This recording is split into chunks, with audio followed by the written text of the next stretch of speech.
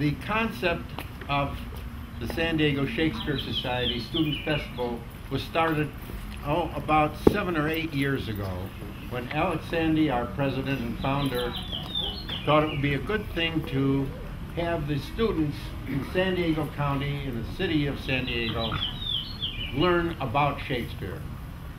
Not just how to emote or to recite, but to learn about Shakespeare.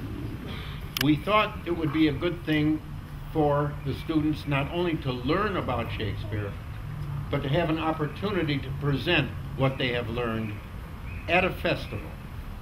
And so 5 years ago, we started our first student festival in Balboa Park. Each school presents 10 minutes of text, a monologue, whatever they want to do, a collage. And I go in there, and at first it was to observe, and then I remember asking one teacher, do you mind if I work with this group a little bit? And they said, no problem. And as an acting coach and an actor, I love working with kids and helping them get an understanding. And the thing is, it's relevant. And you know, working with middle school kids, high school kids, we all know them. Their main question is, how is it relevant to me? I mean, even though they're not saying it, they need to know that. And if they don't find that, then, you know, it's all Greek, right? It's, no offense. Yes. So what I do is I go in and work with those students.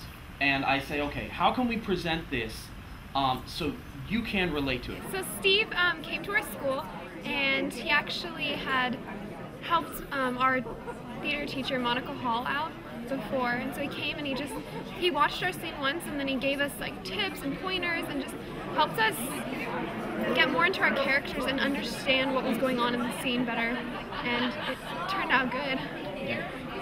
With my particular theater troupe, what Steve Lipinski came in is like they said, he watched our scene once. What I remember in particular is that these two guys had trouble getting into character. They really just couldn't put themselves out there to the point of shoving each other, as Demetrius and Lysander, my first year. And so Steve Lipinski just got up in their faces, and he was like, I just kissed your girlfriend. I'm after your girlfriend. What are you gonna do? What are you gonna do? And like, he just got like so into character, as modern as it could be, and then made them use the Shakespearean language, and it was just this beautiful like onslaught of impressiveness. The point is to get them to realize that the subtext is in the language. So once I can get these students to connect with that, you know, to realize these football players from Mount Carmel High who are forced to do a scene, you know, for this festival, they say, look, you're in love with this girl, and your buddy just hooked up with her last night. Is that what happened? That's what happened. He kissed her last night. When you turn around and go get some, you know, something to drink, oh, okay, yeah, and you can push him. Like, let's work this out. And so they start to love the language. They start to become empowered. You can go in and teach Othello to a group without even mentioning the plot yet. Just say, here's a man who's in love with this amount of power, and he didn't get it. And you know, so that's what I find myself. I have a lot of energy, as you can see, and I go into these schools and I have a blast. And the pride I take with working with the Shakespeare Society is that we do provide this for free. In celebration of the bard's birthday, we gather together to honor him. Each of his sonnets and all of his plays can always fill hearts and eyes to the brim. Comedies, histories, tragedies, all.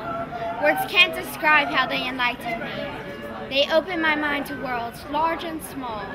His plays are a joy to hear and to see. But Shakespeare himself is elusive at best. Little is known about this great man, Will. His works have surely been put to the test.